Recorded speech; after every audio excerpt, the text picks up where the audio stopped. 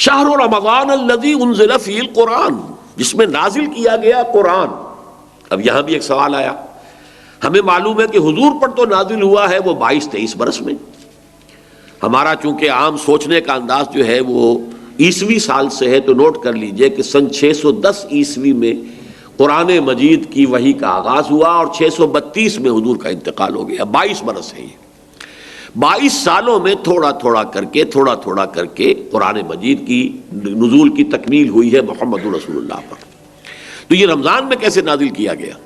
اور دوسری طرف ہم دیکھتے ہیں کہ لیلۃ القدر یا لیلۃ المبارکہ جو قرآن مجید میں 2 جگہ آیا ہے، انا انزلناہ فی لیلۃ القدر وما ادراک ما لیلۃ القدر، لیلۃ القدر خیر من الف شہر، وہ ایک رات میں اترنے کا ذکر ہے، اور اس میں تطبیق موجود ہے کہ وہ لیلۃ القدر رمضان مبارک ہی کی ایک رات ہے۔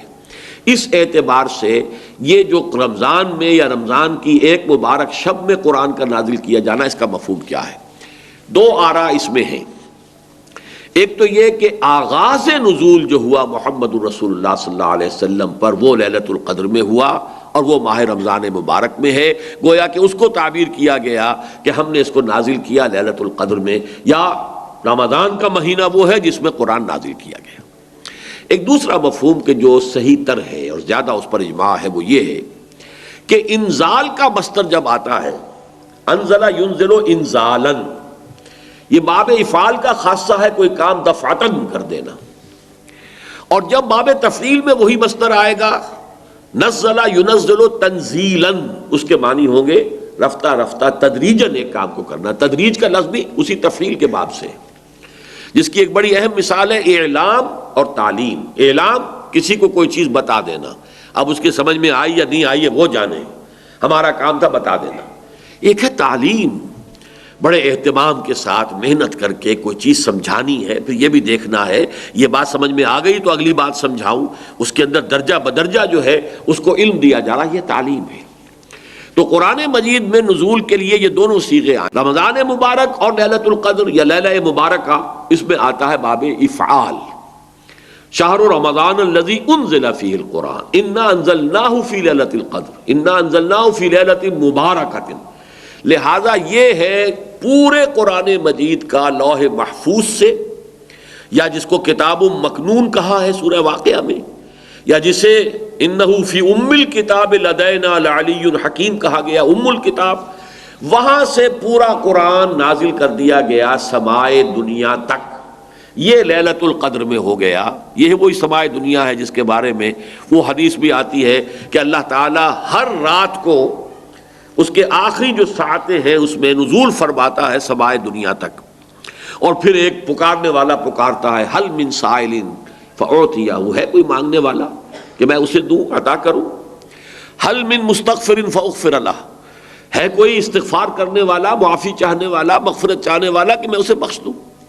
اسی سمائے دنیا تک قرآن مجید پورا کا پورا گویا کہ نازل کر دیا گیا جملۃ واحدہ، یہ سمائے دنیا تک لیلۃ مبارکہ میں یا لیلۃ القدر میں جو ماہ رمضان مبارک کی ایک شب ہے۔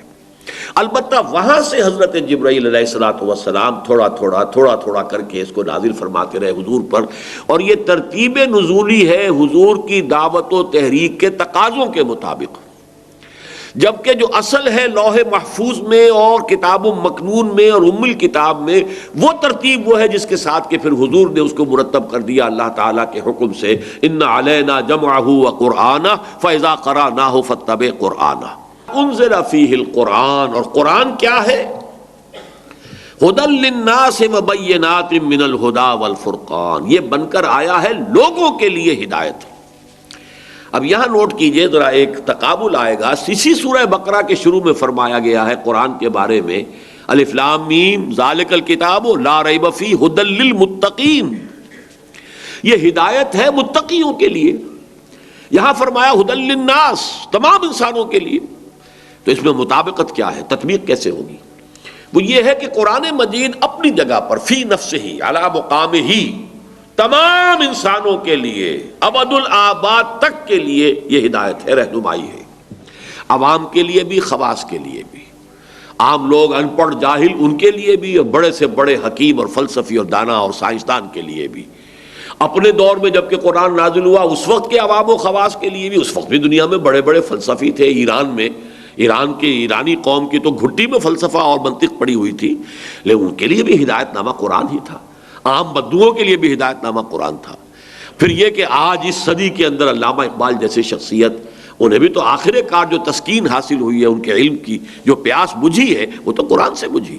انہوں نے اپنے فلسفے کے لیے بھی سورس جو ہے فلسفہ خودی کے لیے سورہ حشر کی ایک آیت کو معین کیا ہے. تو اس حوالے سے یہ ہے تو اپنی جگہ ہدی للناس، البتہ اس سے استفادے کی شرط لازم تقوی ہے. ظاہر بات ہے کہ بھینس کے آگے بین بجائیں تو بھینس کو تو کوئی فائدہ نہیں. ابو جہل کو قرآن سے کوئی فائدہ نہیں ہو سکا، ابو لہب کو کوئی فائدہ نہیں ہو سکا. لیکن جس کے دل میں طلب ہوگی، جو چاہے گا کہ ہاں وہ جاننا چاہتا ہوں کہ حقائق کیا ہیں، میں جاننا چاہتا ہوں سیدھا راستہ کون سا ہے، جس کے اندر یہ پیاس ہے، وہ اس کے لیے جو ہے قرآن مجید اس کے لیے ہدایت نامہ ہے. وہ متقین جو ہے ان کے لیے ہے. اور اس میں دیکھیے اب ایک ربط جڑ گیا. روزے کی عبادت کی غرض معین ہوئی تھی لعلکم تتقون، اور تقوی شرط ہے قرآن سے استفادے کے لیے. لہذا رمضان مبارک کا مہینہ کہ جس میں قرآن نازل کیا گیا، اس میں روزے کی عبادت فرض کر دی گئی تاکہ یہ دونوں چیزیں جڑ جائیں. روزے کے ذریعے سے تقوی پیدا ہو، اور اس تقوی کی پونجی لے کر ایک انسان کھڑا ہو رات کو اور وہ قرآن مجید کی تلقی کی کوشش کرے. تلقی کے معنی کیا ہے؟ لقا، ملنا، ملاقات کرنا. اسی سے ملاقات باب مفعلہ ہے، ملاقات.